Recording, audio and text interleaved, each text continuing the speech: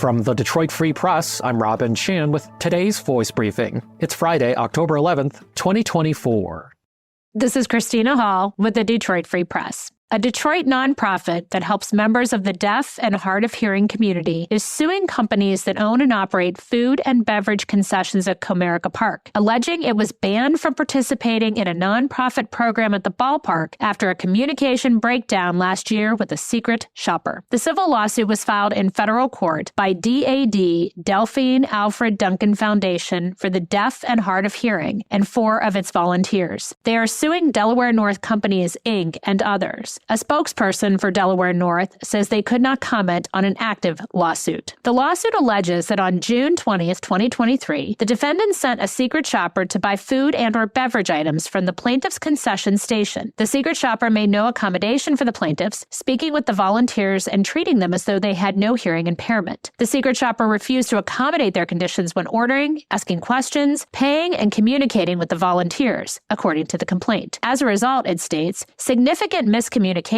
communication breakdowns, and resulting emotional exchanges occurred between the secret shopper and the plaintiffs. The defendants then discharged the plaintiffs and banned them from participating in the nonprofit program at the ballpark. That led to a loss of revenue to the foundation and mental anguish and emotional distress to its volunteers. The attorney for the foundation says the nonprofit has participated in the nonprofit program at the ballpark before, and it provided sign language interpreters to its volunteers during the 2023 training. He said an interpreter was not available at the time. The secret shopper was there in June 2023.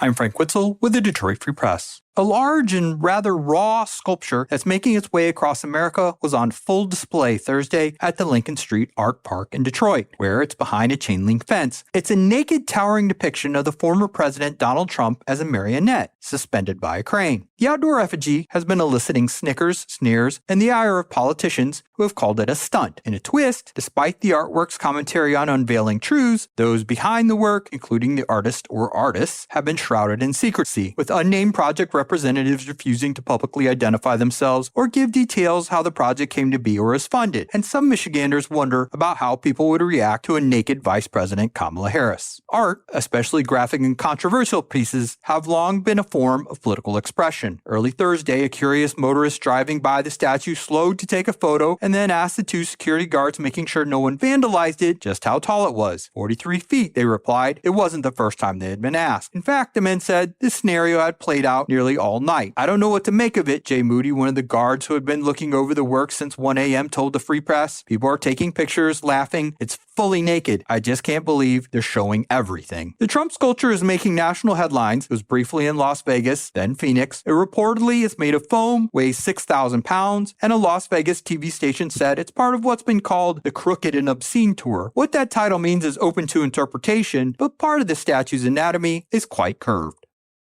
I'm Sue Solaski, Detroit Free Press food and restaurant writer. A longtime Detroit bar, once a favorite hangout for pre- and post-Red Wing games and other downtown events, plus DJ music and free pizza at midnight, is returning to downtown Detroit. The Post Bar, one of the greatest dive bars of Detroit, with its slogan, "The Post runs a good party," and is known for its graffitied walls, located for decades on Congress Street across from Cobo Hall, which is now Huntington Place, is headed for a spot downtown on Broadway Street near Gratiot, according to owner Jennifer Wheeler Dales. She's the daughter of the original Post Bar owner, the late William Patrick Wheeler. While the Broadway location is new, it will resemble the old Post Bar on Congress and the Post Plymouth location. Detroit's back entrance is at Detroit's Belt Alleyway, and the front door is located on Broadway. When asked if graffiti or writing on the walls will return, the owner said that will remain a surprise. What will be the same is the original Post Bar neon sign. The sign, which was positioned on the building above the door at the Congress location, has been on a shelf in a warehouse since 1996. It's been refurbished and will be installed inside the new place on Broadway. Inside, Dales, along with partners, family, and friends, are in the process of remodeling the place, and an opening is expected by the end of the year.